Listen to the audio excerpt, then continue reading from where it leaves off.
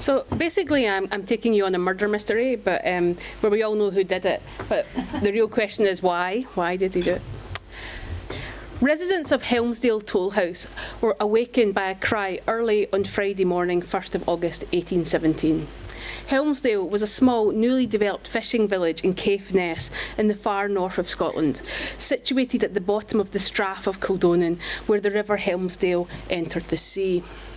The toll house, situated next to the new Telford Bridge, completed only a few years before in 1811, was crowded. Margaret Mckay, daughter of John Mckay, who was staying in the house, looked out of the window. She saw an elderly woman hurt on the ground, and Adam Mckay, a young man, running away erratically, striking a dyke with his fist before leaping over it and throwing a stone at a cow. She noted that the scene terrified her. Jean Fraser, daughter of the toll house keeper, and her father Robert went out and helped the woman into the house. Donald Mackenzie, a travelling merchant in the house, dressed her injuries. Anne Murray, wife of William Sutherland, a fisherman, had stopped into the house that morning on her way to meet her husband from the night fishing. She recognised the elderly woman as Catherine Ogg, or Sutherland, a poor woman of great age who came to beg from the fishermen each morning. Ogg died on Tuesday, 5th of August, never recovering speech. As the woman aided the elderly Ogg to bed, the men staying in the house went to confront Adam Mckay. This paper tells the story of this murder. It explores an entanglement between landscape, story and emotion between two outsiders in a small Scottish community, a mentally ill youth and an old beggar woman. It seeks to interrogate the ways that our material world creeps into the stories we tell to make sense of our lives, of the way that landscapes shape memory and memory practices, and how emotion acts to clarify our connections to an environment and to instruct us on what, how and why we should remember. Emotions here were not just the terror that Mary Mckay experienced as she looked from the window of her house at a madman in the aftermath of a violent death. Emotions are the system of meaning that drives our decision making, not just in terms of rational processes and strategic thinking, but as attachments to place and people, to heritage as something felt, and to feeling that reinforces our convictions, our passions and our behaviours. To do this, I tell the story of Adam Mckay as it was told by the villagers of Helmsdale and its surround in 1817, before seeking to explore the various ways that this story can be understood. I look first at heritage of the beliefs and values of the community transmitted over generations, before turning to the contemporary conditions of land and place in Helmsdale at the time of the murder. Adam Mckay is mentally ill, and yet when located in place, in his community, its landscape, its shifting environment, the story he tells has a certain sense. It's thus a story of mental illness that moves from the individual and their disease to relationships, community and place, from isolation and strangeness to inclusion. Now, before I do that, I'm going to do a little bit of explaining. Okay, so this, where it says time span, the toll house now is actually the time span museum. So if you go to Helmsdale and you want to see it, you can actually go around the museum and you can, it's still in the original building with an extension out the back. But this is Helmsdale up here in the far north of Scotland. This down here, Glasgow and Edinburgh, is the central belt where most of the population now live, and at this point is when this part of the country becomes populated actually. This is Helmsdale here, that little village on the coast. This is kind of on the hill looking down upon this village. This is the Strath of Kildonan. So when we talk about the Strath, we talk about this bit here. This is the parish boundaries where the church, that's what the church is in charge of. And Helmsdale is down here where it meets the sea, and then the people all live on each side of this river all the way up the Strath. And there's lots of little hamlets. This marker here is Elderable, where Adam Mckay lives. And this is just a better picture of that, where you can see the river. You can see Elderable Hill on this side and down there. You can see Marrow Hill just there, where he ends up at the end of the story. But that's kind of a sense. So as we walk through our landscape, you have a sense of where you're going. And this is the toll house, where all the events happen. These pictures were painted at the time so that the crime could be explained in the court. So this little mark here is where the murder happened, according to the person who drew this. And here you can see it again, the blue mark is meant to mark the murder. And this is the bridge across the Helmsdale River. This road, if it kind of goes up, the bridge is just behind the house. And that is what it looks like today. So this is the museum. This is the original toll house here. I think it's been extended after events, putting on the top layer, which is a very common thing to happen in the late 19th century. And this is the bridge as it would have been then and is now. And that's the house from the front. And this is Helmsdale from the other side, so that's the bridge you can see. This is if you're standing on the bridge, you can look in the village. And this is the bridge inn, which comes into this a little bit later as well, which is directly across the road from the toll house. Okay. So now we're going to tell the story of the murder. The evening before the murder, a party had been held at the toll house, a thriving business. 2 years later, in 1819, the English poet Robert Southey, stopping there for a dram, would remark that the tollkeeper made so much money from whisky sales that he never collected bridge tolls, the income not being worth the trouble. Adam Mckay, a 21-year-old cooper, had been at the party the night before. Later, Mckay would explain that he had no particular reason for visiting, but occasionally frequented their house as he was attached to and courting their daughter Jean. George Sutherland, a 28-year-old drainer, currently working as a builder in the neighbouring village of Galsby, thought that Mckay was looking for a quarrel. When Jean went to milk the cows that evening, Mckay followed her out. A few minutes later, Donald Fraser, Jean's brother, ran into the house to report that Mckay was throwing stones at him. The house emptied to see Mckay chasing 13-year-old Simon Fraser, another of Jean's brothers, across the bridge. Put that there. No, okay. That's the bridge. George Sutherland and Donald Tane, a servant, secured Mckay and tied him with a rope. Mckay struggled with his rope, pulling his psalm book from his hat, and tried to preach to the crowd that surrounded him. Sutherland and John Paulson, a boatwright and Adam's uncle, bound Mckay home to his mother's house 3 miles up the Strath at Elderabble. They noted that he was calm during the walk, but refused to wear his hat on his head. Arriving home around 1 a.m, the men placed Adam still bound in his bed and sat in the other room before the fire. George Sutherland needing to leave to go to work at 5 a.m, Paulson went to check on Adam and found the bedroom door locked fast. The men, now accompanied by Adam's brother-in-law, Alexander Macpherson, who also lived in the Mckay house, went out to find a hole in the roof and Adam gone.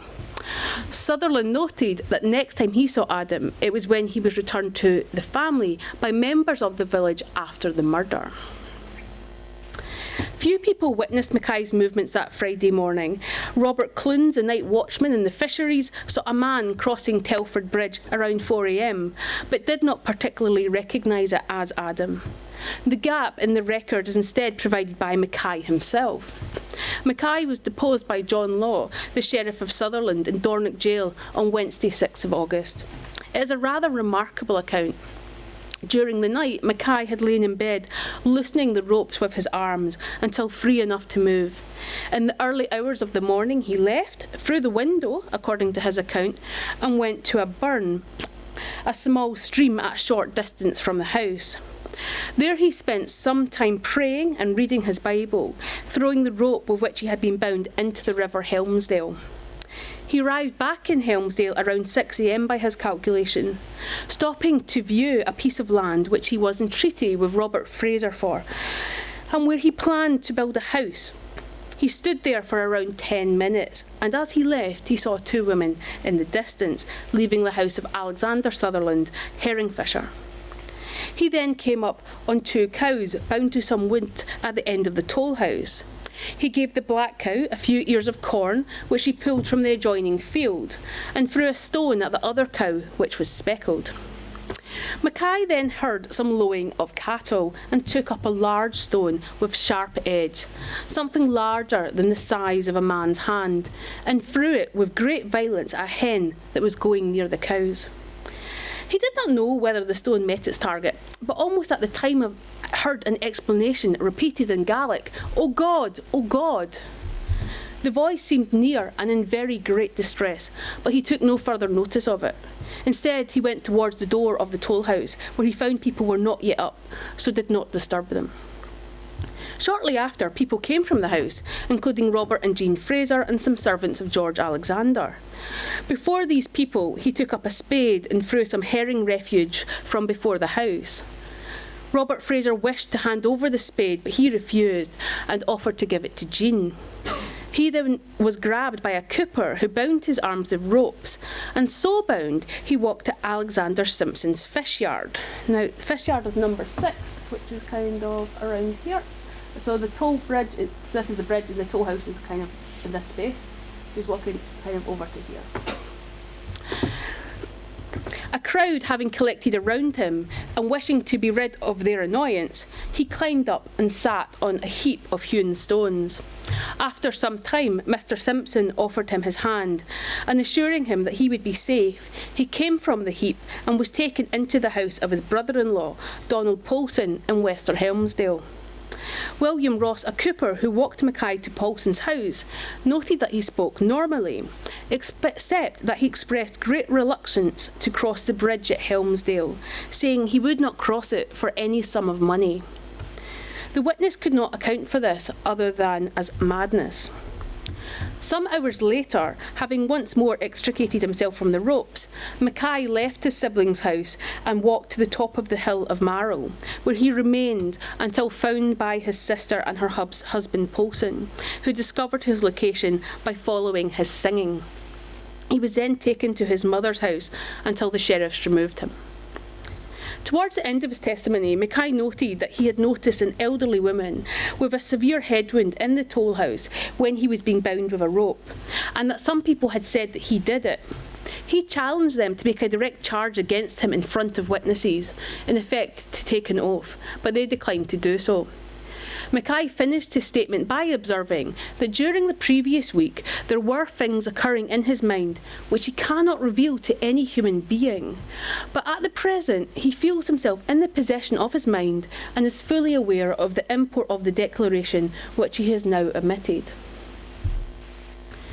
So, what's that all about then? Adam Mckay was born in Eldrabble, a small hamlet of 4 or 5 families, 4 miles into the Strath on the south bank opposite Torish. He was the son of Alexander Mckay and Janet Paulson, names that had a long association with a region populated for 5,000 years. Evidence of inhabitants marked the landscape. The hamlet was the site of an Iron Age broch, the remains of a large prehistoric tower, whose stones had been removed over the centuries in the construction of other properties. The surrounding region was home to similar brochs and duns, as well as standing stones, some marked with early Christian carvings by Picts. Gold was occasionally found in the river in Burns. In 1869, so 50 years later, this led to a gold rush driven by Australians and Americans who brought experience from their own countries. If northern Scotland was a dramatic landscape and the coast cold and swept by strong winds that made crop growing challenging, living in the straths, sheltered by the surrounding hills, was easier. The Strath was home to around 400 families, perhaps 2,000 people in the first decade of the 19th century. It was a close-knit community that largely revolved around the Gunn and Bannerman families, followed by the Mackays, Paulsons, Sutherlands and Gordons, and then a smaller number of other surnames. As this suggests, these were areas where neighbours and families overlapped, where intermarriage had continued across generations. Many in these communities continued to hold traditional beliefs.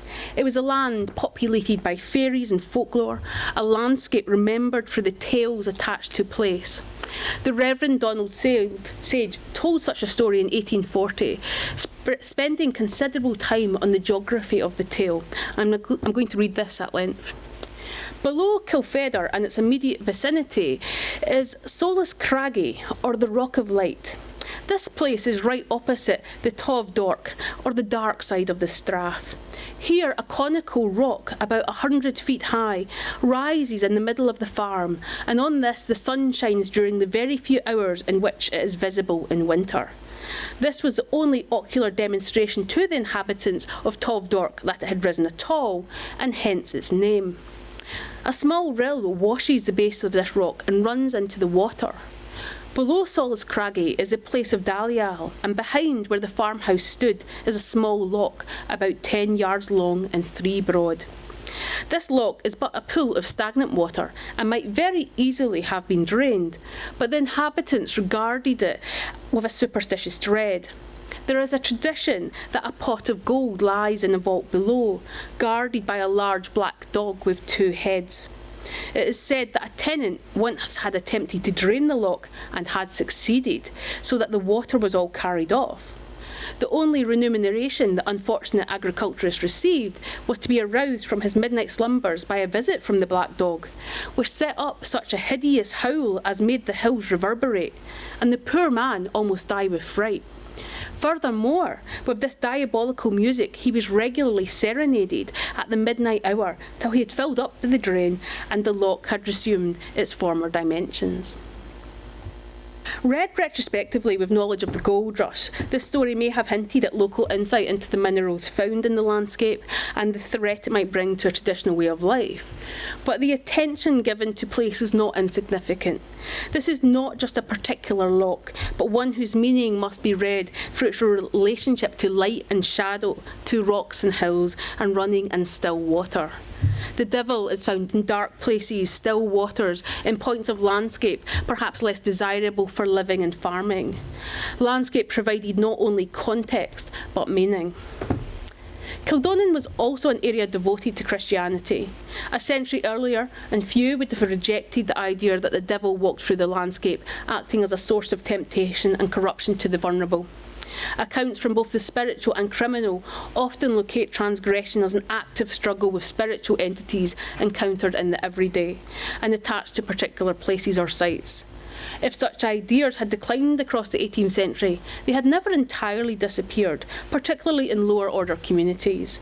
The eponymous hero in Robert Burns' Tam O'Shanter encounters a witch's Sabbath, while the works of the shepherd poet James Hogg are marked by devils, witches and other magic, fictional accounts that were nonetheless suggestive of the continuing currency of these ideas, at least in stories.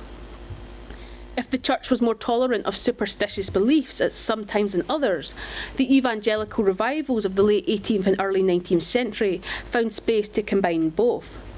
The lay preacher Donald Roy of Nigg, who died in 1774, combined his devoted Christianity with his second sight, a skill that allowed him to prophesy and see visions of the future. Among other tales told of him, one night as he walked to his farm, he found his path blocked by a dog breathing out jets of flame. Realising that he had met the devil himself, Donald's belief allowed him to pass untouched. 5 years after the murder of Catherine Ogg in 1822, the sheriff substitute of Shropshire wrote asking advice from the Crown agent in charge of criminal prosecutions in Scotland, as they had arrested a witch and wondered what they should do with her. The woman, Jean Hay, provided services as a cow doctor, offering medicines to sick animals, and a fortune teller with a particular knack for locating stolen goods. Unsurprisingly, the Crown agent squashed the charges and told them to let her go, but the list of witnesses against her for witchcraft was not insignificant. Small gods, devils and witches remained within the Highland Straths. Mckay is remarkably devout, carrying both a psalm book and praying at the river. At trial, he is found not guilty due to religious mania.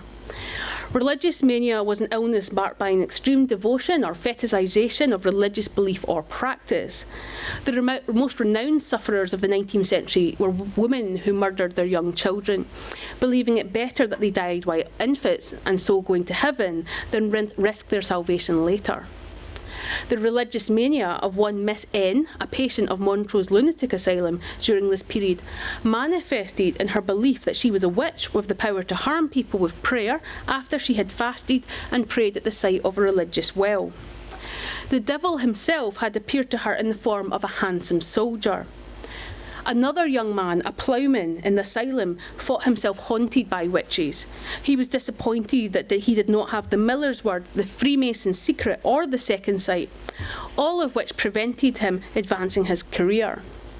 The former two referred to access into guilds or secret societies through which one gained important social networks, but the latter was the capacity to see into the future, aligning natural and supernatural advantage. Mckay's story makes considerably more sense when read through this cultural lens. It's a story that troubles the reader, combining moments of apparent honesty with others of obfuscation. It begins with his visit to Helmsdale the evening before, the quarrel outside the toll house, and his removal home in ropes. His initial account of this elides any quarrel. He's there to visit Jane, as are others. Around 11, he leaves with John Paulson and George Sutherland. It's only when he is asked why the latter accompanied him home that he admits it was to prevent him quarrelling with the lads at the house.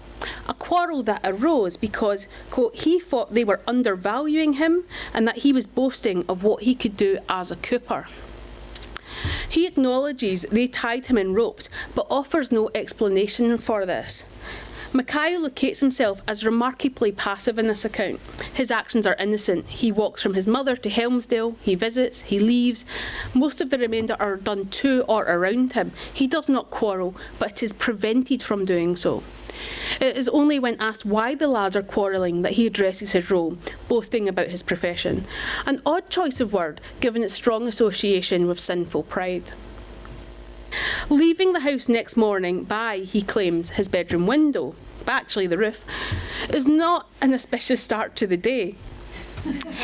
He explains this choice as a wish to leave unobserved, and so rejects the discipline of family and the honesty and transparentness associated with manliness during this period.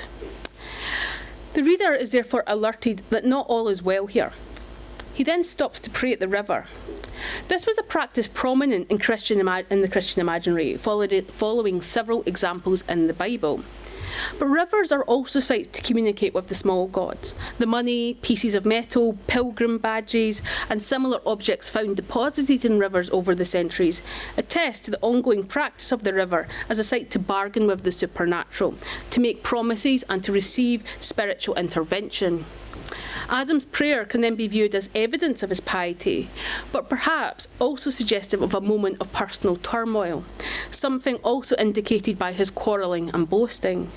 He cast the ropes that bound him into the river, possibly a convenient site of disposal, but perhaps an offering and a request for spiritual aid. Leaving his prayer, Mckay walks towards Helmsdale, pausing to stop at a piece of land which he wishes to receive from Robert Fraser in order to build a house. Combined with his courtship of Jane, this moment in the story seems to suggest a fantasy of future marriage and homemaking. And fantasy it seemed to be. No other witnesses, not even Jane herself, mentions that the couple were courting. Indeed, a number of witnesses had not even seen him speak to her. It was a relation of desire and longing, perhaps a desire that troubled his pious vision of self. Chastity was a critical concern of the Church of Scotland, and disciplining those who committed sexual sin made up a considerable part of business in the church courts, even at this day. Within this religious context, sexual desire could be more than human nature, but a troubling matter of conscience. It is perhaps no surprise then that Miss N in Montrose Asylum, who thought herself a witch, encountered the devil as a handsome soldier. The latter was the iconic symbol of female sexual desire in this period, as Jane Austen alerts us. Mckay's desire for Jane may have operated similarly, reinforcing this moment as one of spiritual crisis or turmoil. The passion that drove him to the toll booth both the night before and that early morning, but which, in its lack of reciprocity, refused him a moral ending, marriage, challenged his identity as a chaste Christian. Sexual feeling disturbed the imagination. The devil did not appear to Mckay in the shape of Jane, however, but instead as a black cow.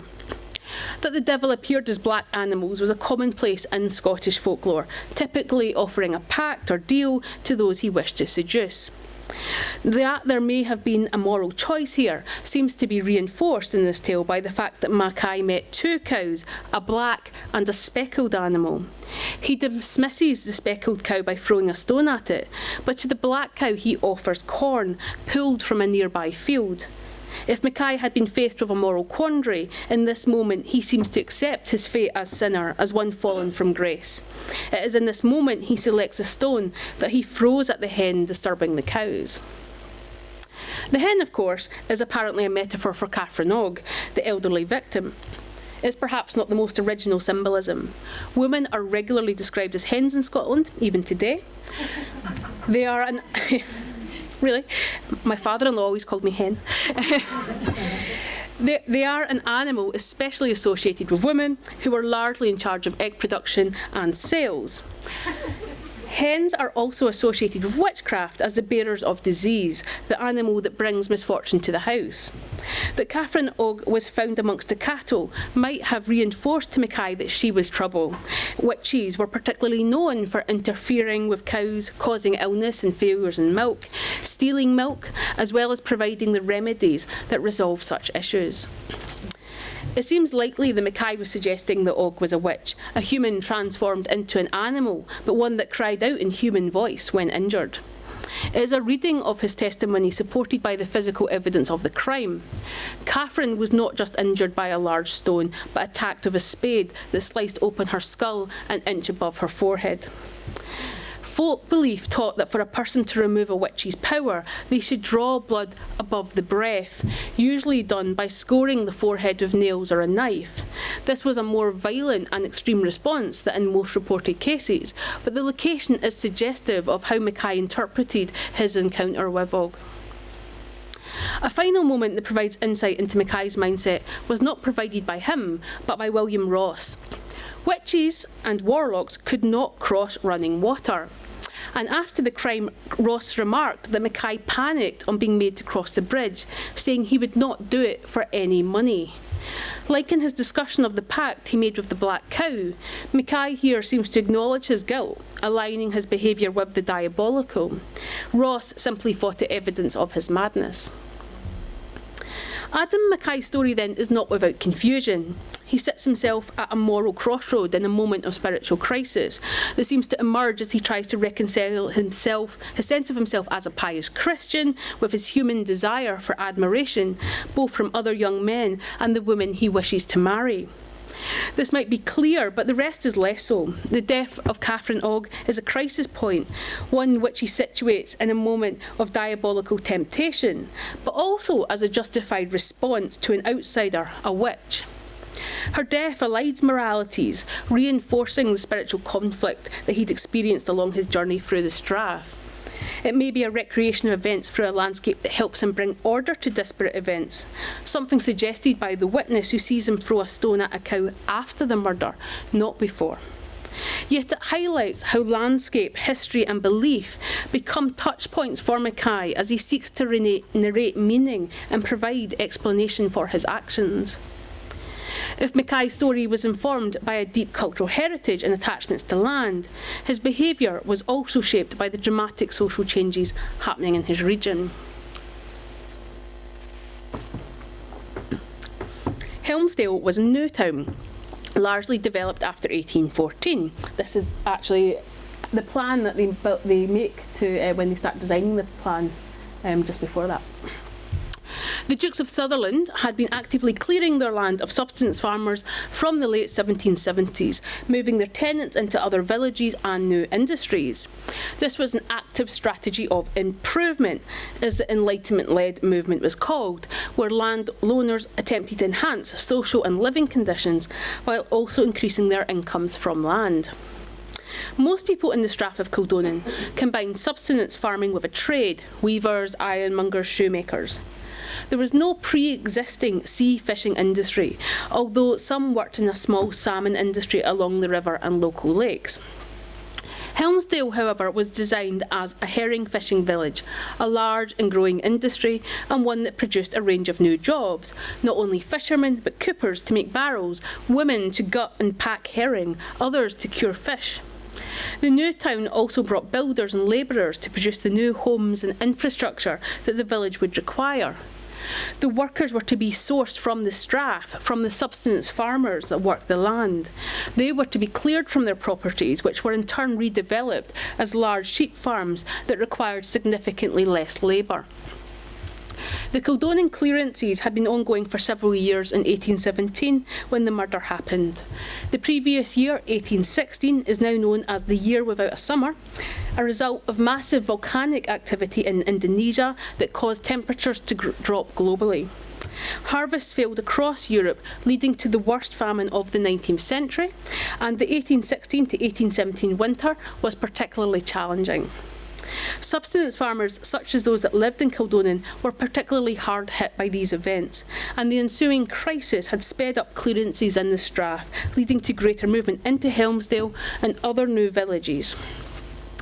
The inhabitants of the toll house and its environs on the day of the murder are suggestive of this moment of transformation. The Frasers, the family that ran the toll house, were new to the village. The children had been born in Borrowbole, 14 miles up the strath.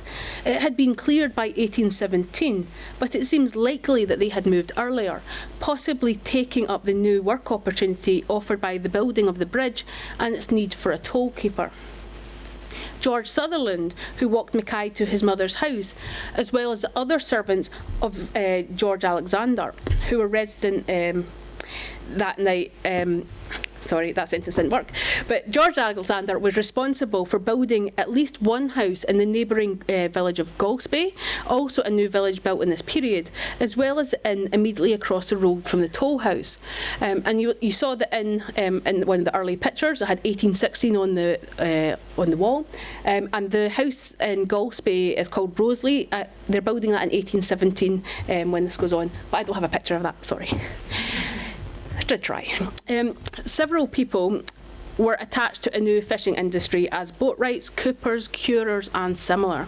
Mckay's uncle, John Polson, was a boatwright, but this industry was only introduced to Helmsdale in 1813-14. He later moved to Laughmore as a tenant farmer, slightly further north, but following a route taken by several from the area, suggestive that this was his preferred occupation. Many in the village also came from further afield than the strath. Alexander Simpson, who offered Mckay a hand down from the rocks after the murder, originated in Keith, Banffshire, over 100 miles away.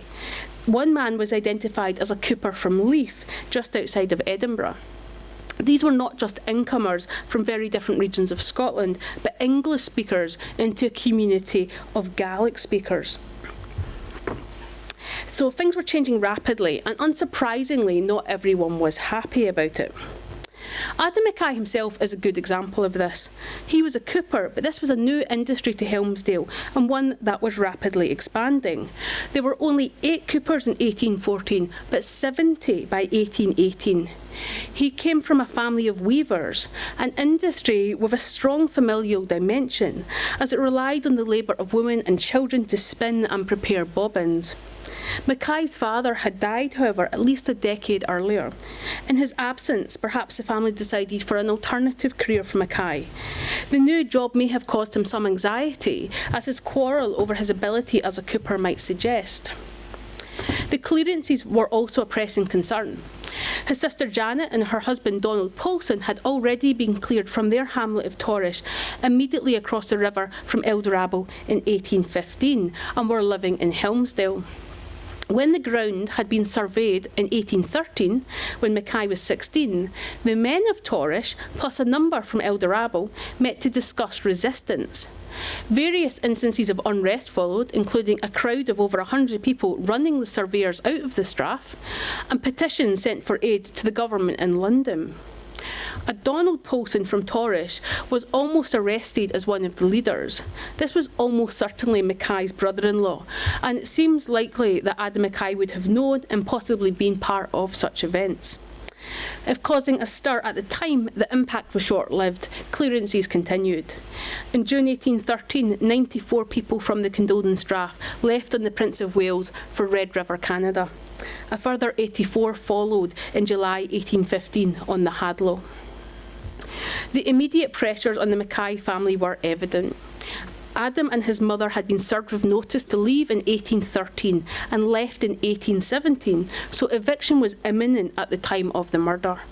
They shared their home with his sister Isabel and her husband Alexander Macpherson, who would similarly need to relocate. The wider clan was substantially reduced. There were 59 families attached to the Mckays and their posts in Sept in Kildonan before 1820, but only 15 afterwards. Many had been rehoused in the coastal villages. Social and economic transformation of this nature was particularly challenging, not only because it came with so little choice, but its disruption to a way of life lived in relation to land, with its stories and beliefs, and its capacity to act as not just a landscape, but a source of meaning for events, experiences, and emotions. And this Mckay's moment of personal crisis also becomes the embodiment of that which his community was living through. Given this, it is worth attending also to his victim. Catherine Oge was an elderly, unmarried beggar woman from Easter Brora, who came to Helmsdale to beg from the fishermen. Easter Brora is 11 miles south, similarly on the coast. Almost nothing survives about Oge, and it seems unlikely that she had a pre-existing relationship with Mckay. Few of the other villagers knew her.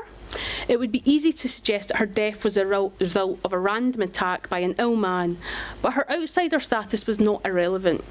Mckay had passed other women on his journey to the toll house, but left them unharmed. Rather, Oge's outsider status was significant. If itinerant workers' enchantment remained an important part of the landscape, vagrants were more challenging in the cultural imagination, stretching the boundaries of hospitality within communities. Vagrancy was a criminal offence, and those prosecuted could be transported or banished.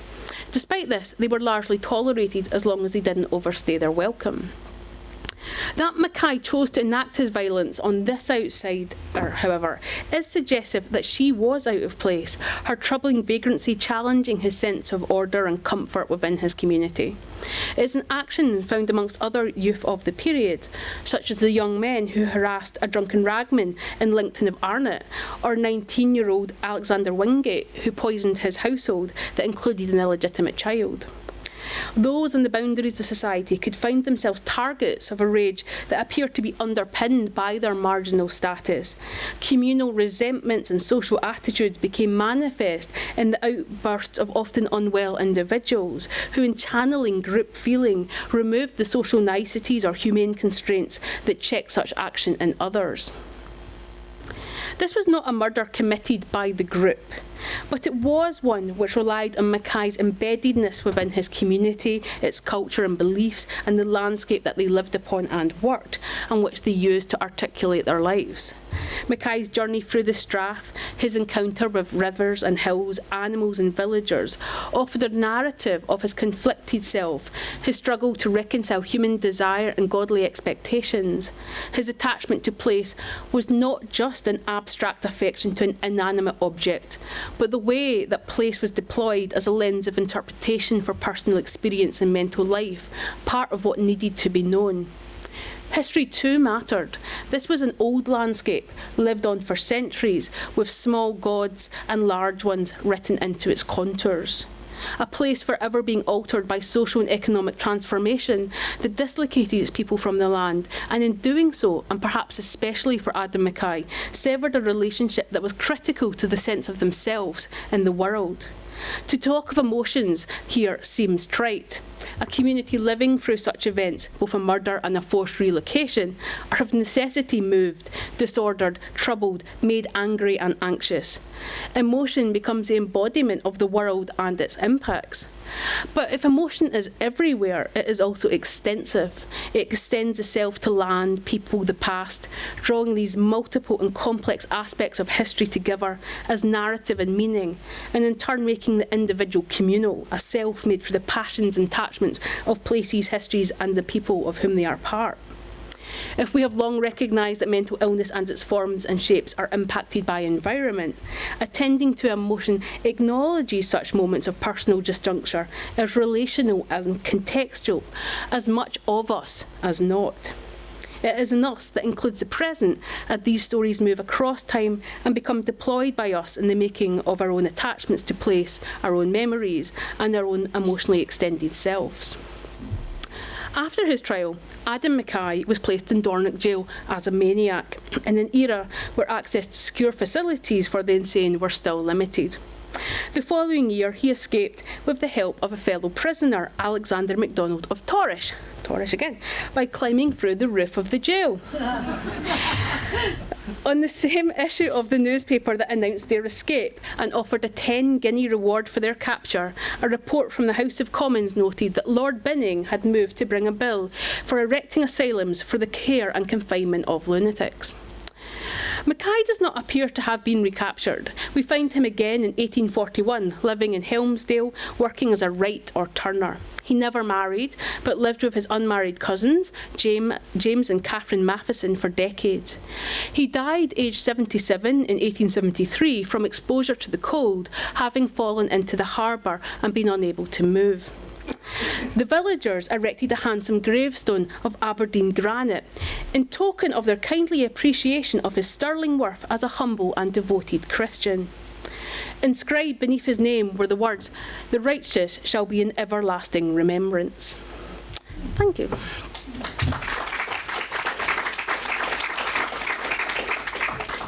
So we've got roughly 15 minutes for questions for Katie, if people would like to ask them. Yep, we've got one over here. I was just thinking, in terms of, I thought, oh no, I don't, I've got a loud voice. And the people behind? Yeah, can you hear me? Yeah, you can. They can't. Really? Oh, sorry. I hate microphones. I was just thinking, in Egyptian history, there was this papyrus, is it the instructions of Anai? It's like, it talks about beware the stranger, in small communities. It's from Deir el-Medina, this little village. And I was just thinking, likening to this, that idea of the stranger. And I'm just wondering whether his actions could be validated in that notion that, in these sorts of parochial sort of small ways that they feared outsiders, and that perhaps he saw her as a threat to their community? I mean, very possibly. I think Scotland's actually a highly mobile society, especially at this point. So they are used to people coming in, as you can see by the toll house and all these people who are staying there, the travelling merchant, the workers who are just there to build the community. Those kind of individuals are actually moving through Scotland all the time. And so they have very strict rituals of hospitality around when you are welcome, what you should do, where you should go, and when you should leave. And I think the problem is less, say, a generic issue with the stranger than a particular issue with certain types of strangers who disrupt that hospitality and those rules of hospitality. And I think beggars are quite problematic for that. Beggars are meant to beg in their own areas where they are known and where that charitable impulse should lead us to give them charity. But when they come and they beg in other communities, they are taking the hospitality for granted, effectively. And I think that does cause resentments. And I think that's a particular understanding of how hospitality works for them.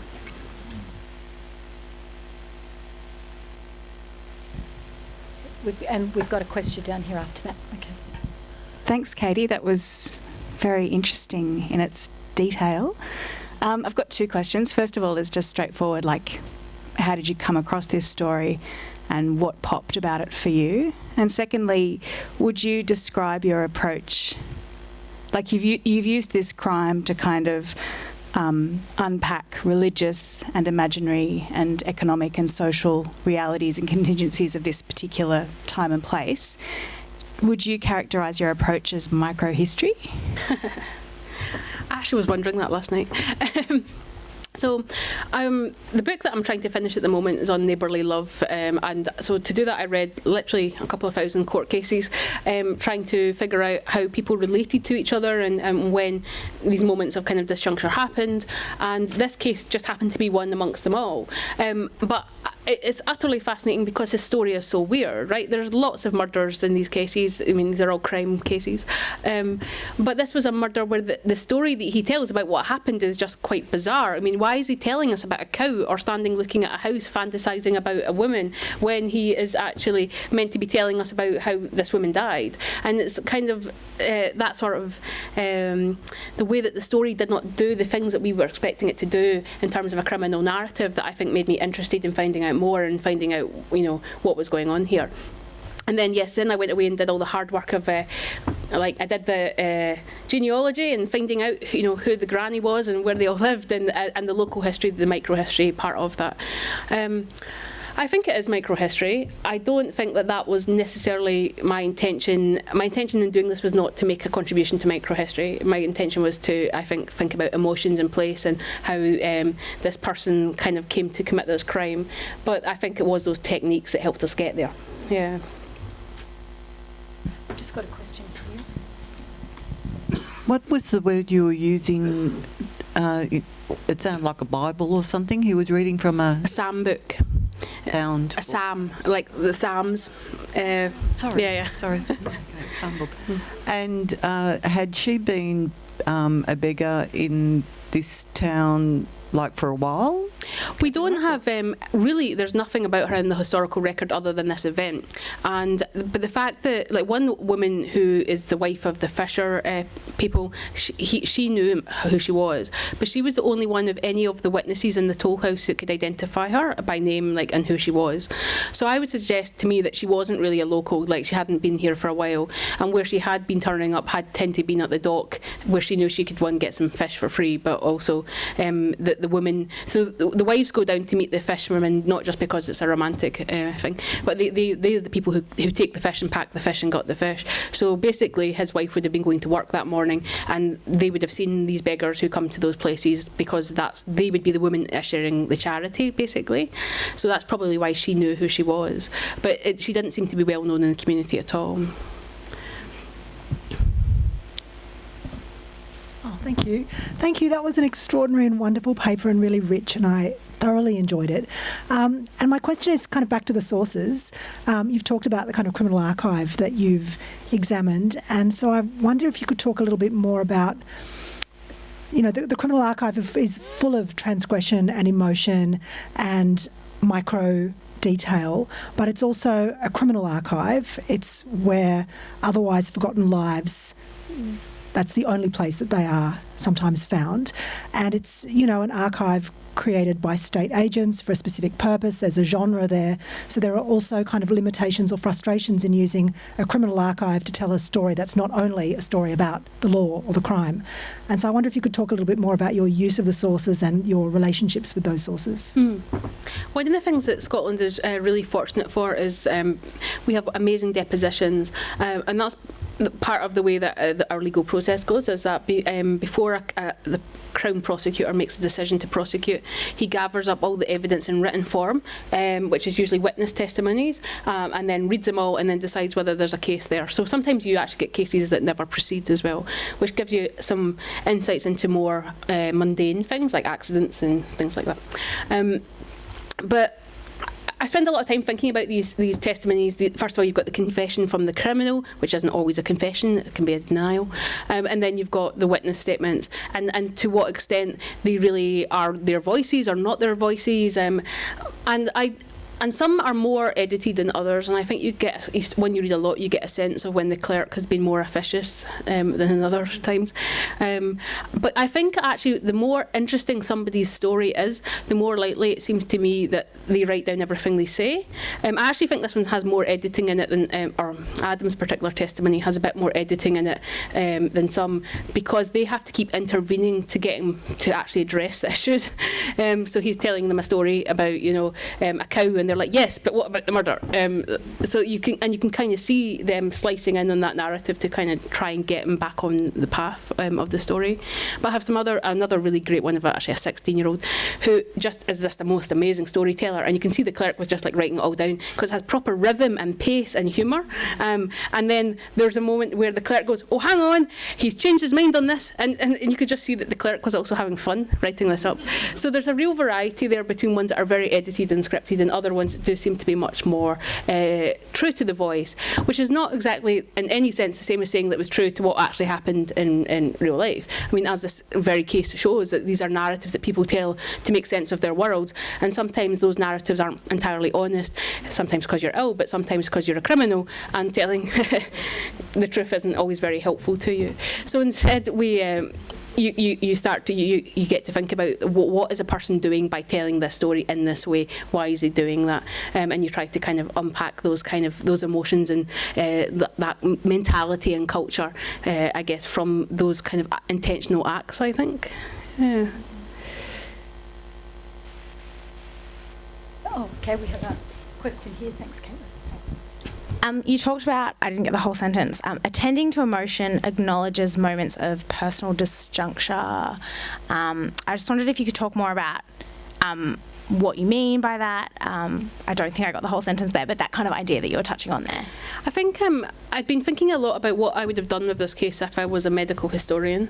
And the way that medical historians have tended to, especially in the 19th century when psychiatry exists by this point, or is being developed, but is to read it through a psychiatric lens, which is very much about the individual and their health and their mental ill health as a medical condition. So we might say, well, he was schizophrenic, or, or religious mania.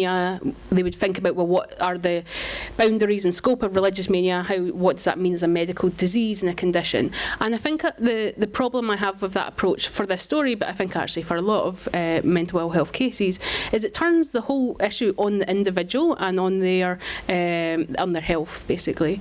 And what I actually think, that I don't think this elucidates this case at all. I don't think you understand this case unless you think about who this man is in terms of his environment, his place, and you start to think about where he is in the world and how he relates to that landscape, how he relates to his family and his community, to really understand his mental health. And so when I say these moments of personal disjuncture, I think thinking about that as emotional attachments and engagements with place opens up a different set of answers as to why people commit crimes like that, why when you have a mental breakdown that it takes that form and not another form.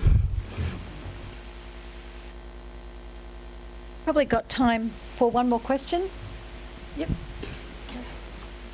Thanks. Sorry.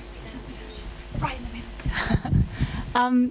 Yeah, I'm wondering if you ever think about alternative presentation forms for this kind of work.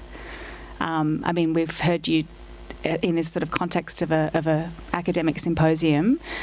You also write books, I understand, but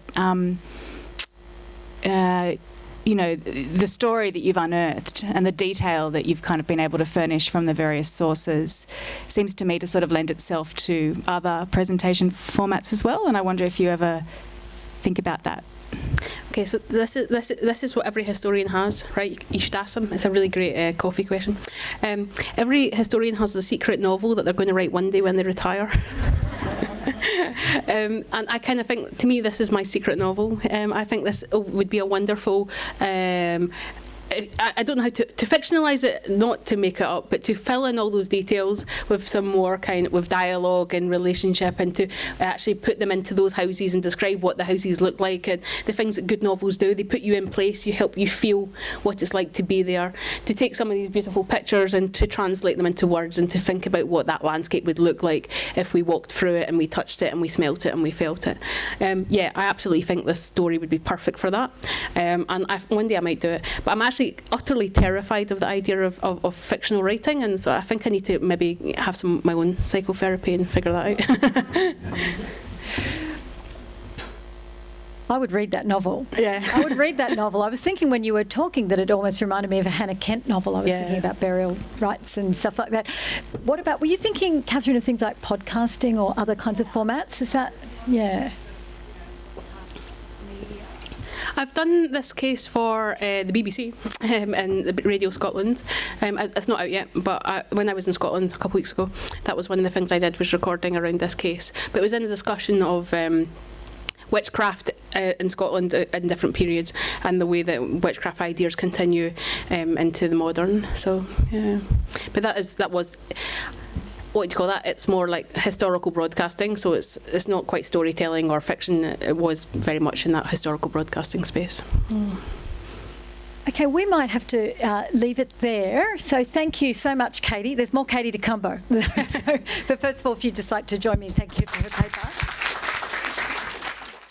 Part of what we're doing today also is we're wanting to record this interview for the purposes of our Centre of Applied History. My first question for you, Katie, is what does emotions history, in your view, allow us to see that other approaches or other forms of history don't?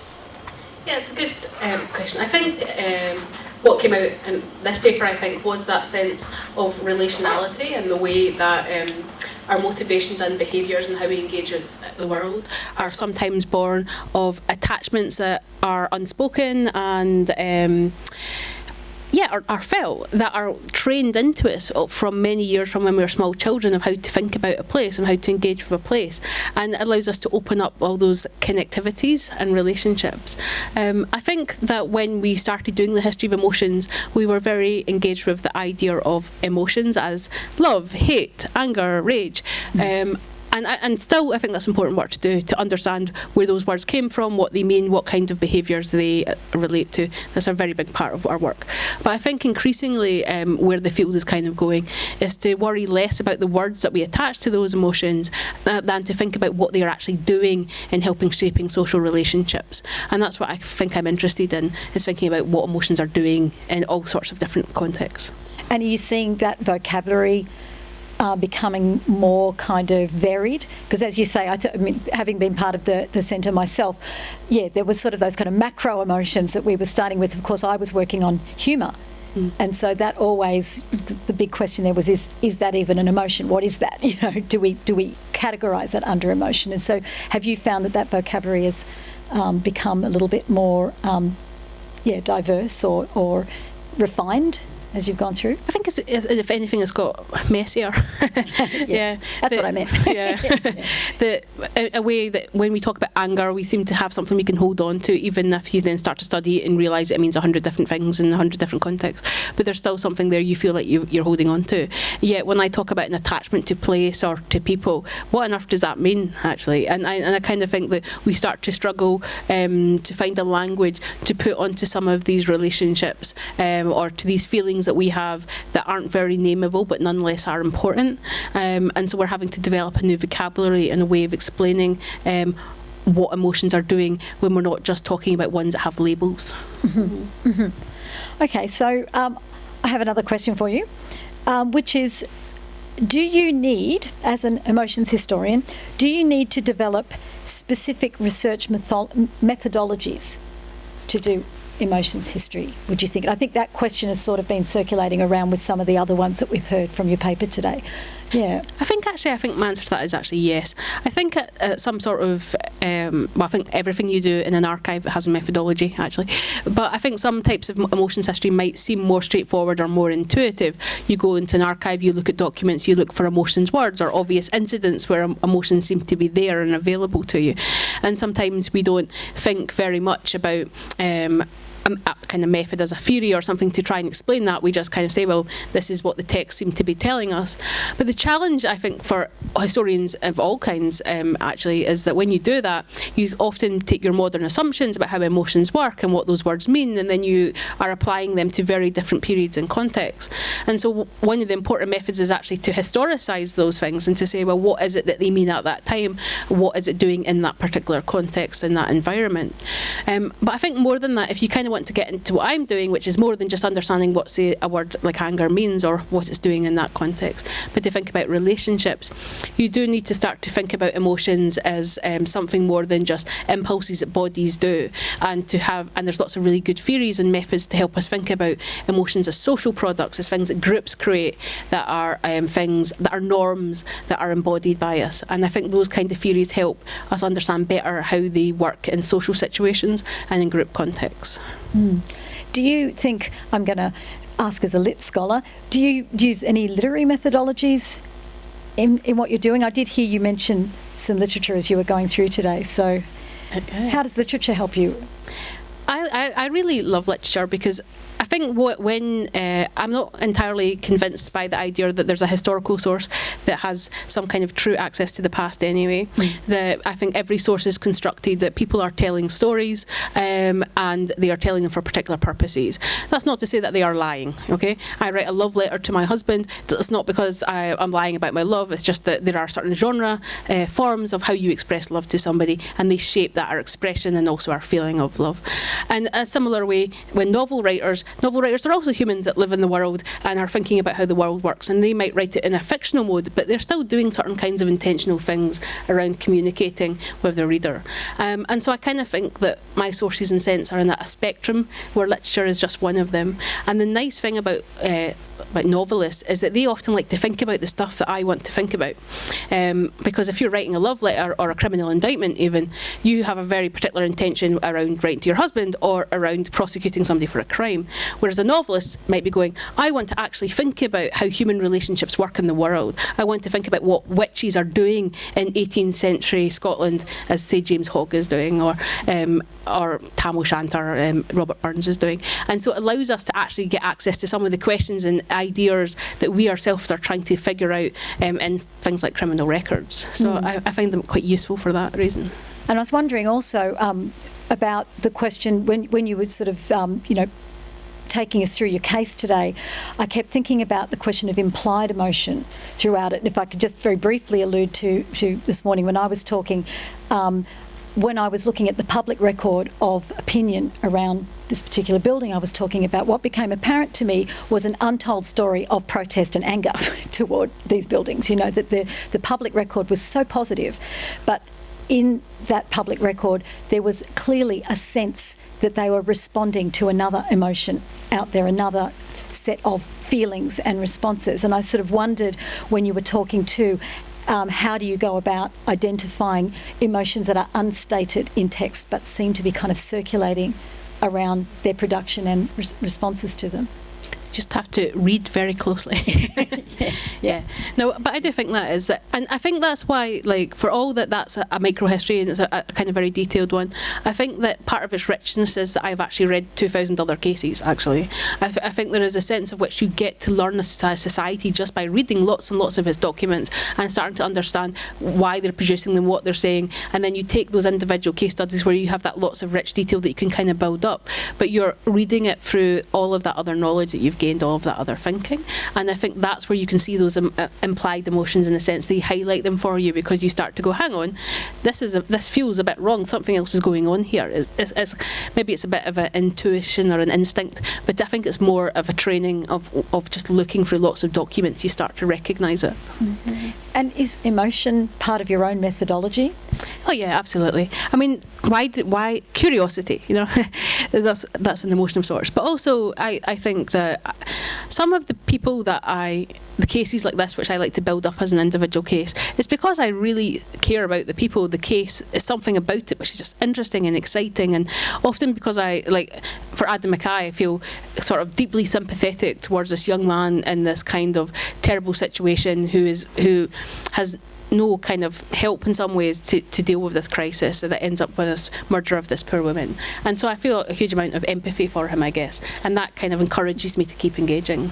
Yeah, that was one of the things that really struck me listening to you today, was that, I don't think I was alone in recognising that sense of empathy that you had, and that kind of empathy that led you to build up this kind of worldview, or this world around the characters, as you say, to not just then reductively talk about, say, mental illness and we've worked out his pathology and now we can move on, but to try to actually, there may well have been a pathology there, but to actually kind of give it that texture. And I think that empathy, that's where I see empathy as not being at odds with historical method, that it can actually drive it in the sense of pushing you toward something to explain what's going on for these characters. Sorry, I'm a lit scholar. I call people characters all the time, these people.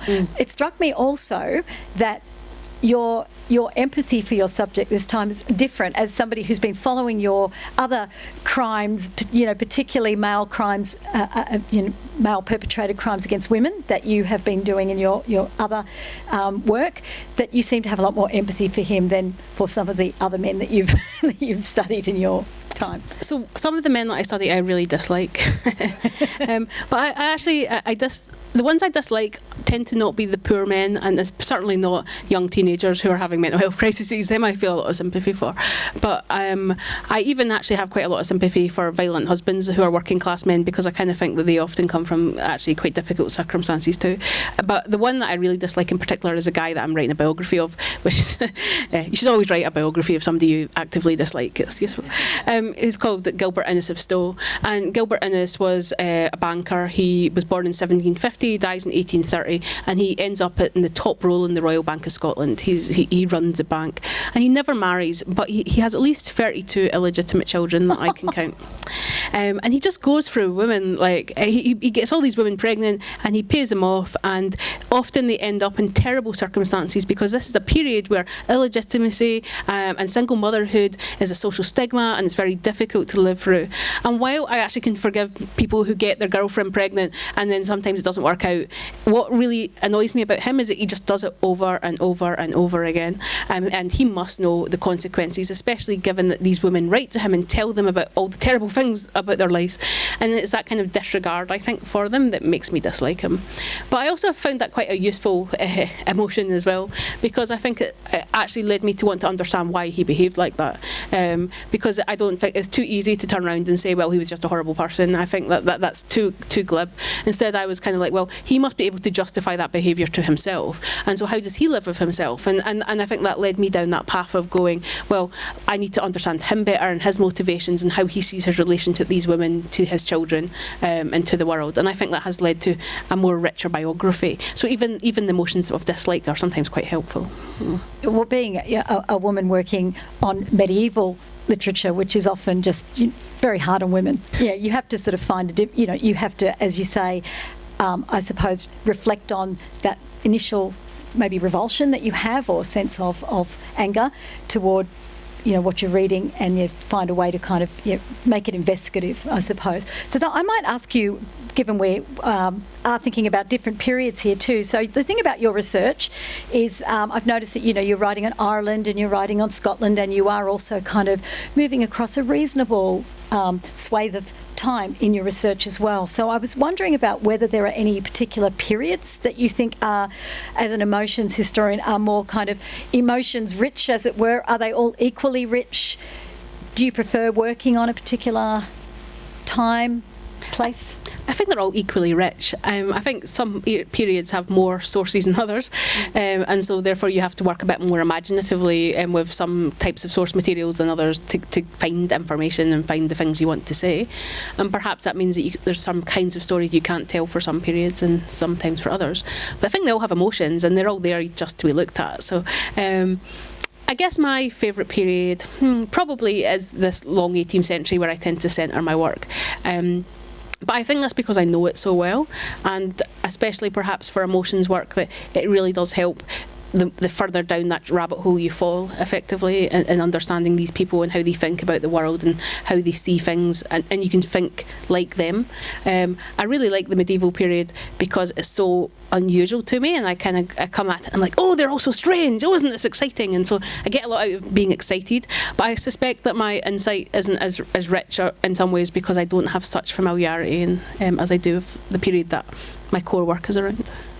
And also the thing, I suppose, with the medieval is also, as you say, there's such a difference in archive, archive size, So, as I say, every time I dip my toe into the 19th century, I just become overwhelmed and excited, but also overwhelmed by the size of the archive, because, you've hit the jackpot if you've got sort of 3 manuscripts sometimes as a medievalist, So I guess a related question to that around sort of preferring to work in a particular period. I was thinking with today's presentation, the community that you were looking at, it struck me that anything about emotions that you were sort of getting from that really had to sort of be brought from the ground up, as it were. I mean, sort of quite literally in what you were looking at, but rather than say there being an official vocabulary of emotion that you could then kind of lay across the study that you're looking at, it seemed to me that you had to sort of develop a map of emotions out of the actual case study. And is that the case with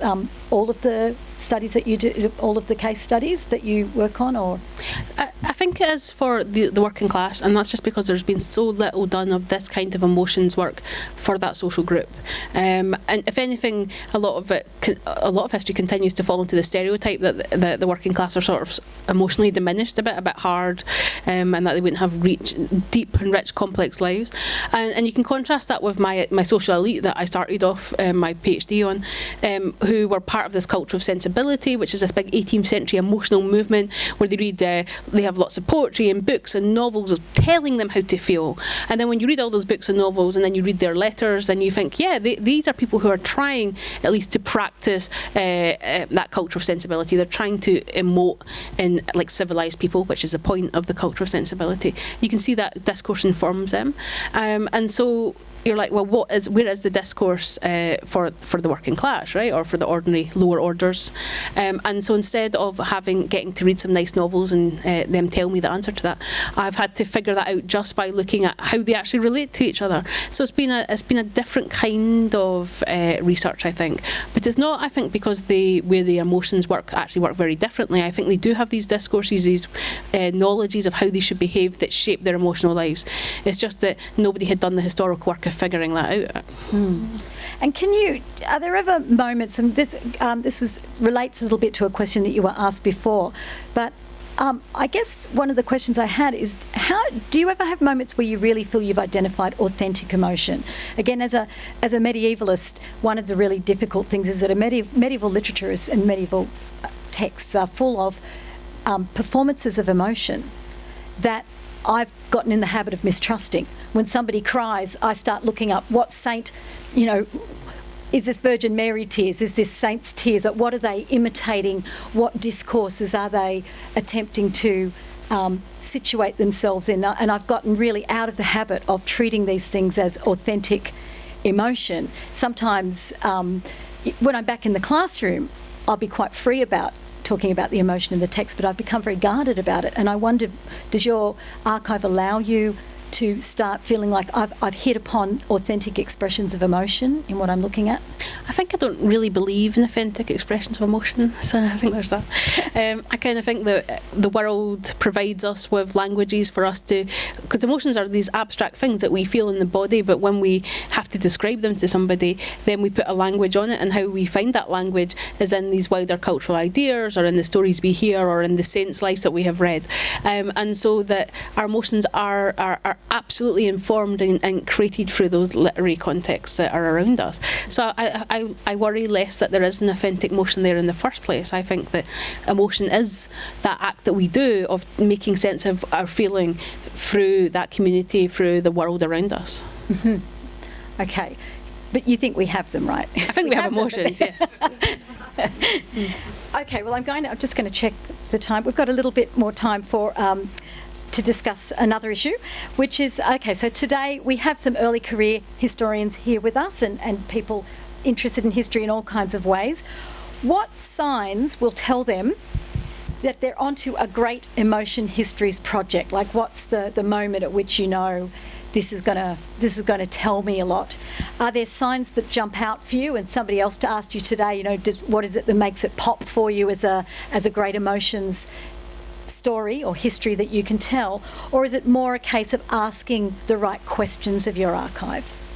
Yeah, I mean, I think the sensible answer is the latter part. But I think if you ever find yourself crying in an archive, that's a good sign, which has happened to me. I kind of think that, I think I am led by my emotions when I come to the material. Does it excite me? Am I feeling dreadful for this person? They've just been through this horrific experience, and I have to go, well, why are you feeling like this? The text is doing something for you, and if you find yourself feeling as you work your way through an archive, then possibly there's a bunch of emotion stuff there for you to unpack and to think about. But I do think that actually you can find emotions in lots of places, and perhaps it's even more interesting when you're not expecting to find them, just by asking the right questions of your documents, of your material, by going, applying the method, I guess. Mm-hmm. Mm-hmm.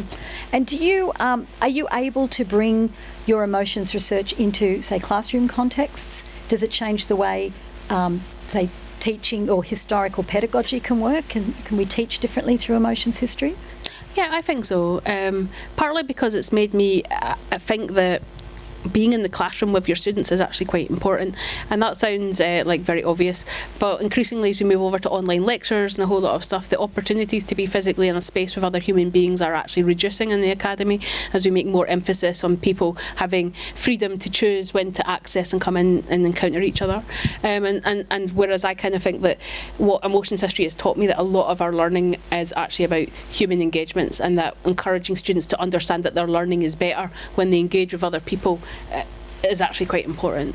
But more largely, I do kind of think that it, because it makes you ask different types of materials of the questions, there are other ways to bring students to material that they might not be that interested in, by asking them to think about how they feel about it, or why it's so boring. Actually, why do you find this boring? What would make this more interesting? Why do we think about material as what makes us engage with certain things and not others? And I think once they start to think about that, it helps them ask different kinds of questions of what they're reading.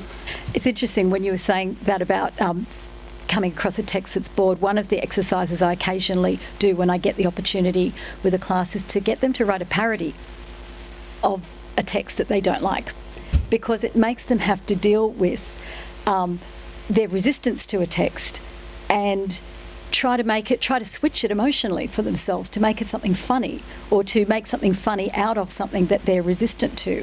And so I'm really interested in the way we can use things like boredom and resistance in the classroom and turn them into different emotional states, because we are often in very compressed class times trying to get students familiar with emotional worlds that are completely unfamiliar to them. And there is a lot of resistance, I think. So have you changed your methods? Or? I've changed my methods anyway, in that I went over to doing this flipped classroom thing, which is actually a response to kind of things like declining lecture attendances and whole other stuff. So because of that, I kind of now do a lot of my classes around thinking about types of sources, and so students are coming in to look at certain types of material and to think about them. One of the courses I do is the history of the family, and that's a really easy course to get students to emotionally engage with, because they have families, right? And so when they get stuck, I go, well, what would you do in this situation? Or how does this reflect your family life? Or asking them to think about their the material through their own experience actually helps to move conversations forward, even if it's just by going, this is really weird. My family would never behave like that. And so I do think that it's kind of allowing the material, I guess, to do different things in that classroom. And I do a history of emotions class, and in that one we look at we have various sources and we try to apply different methods every week to see what we can find out about them by applying a method. So there's a theorist called William Reddy who talks about political emotional regimes. So we tried to say, well, where is the regime in this source material?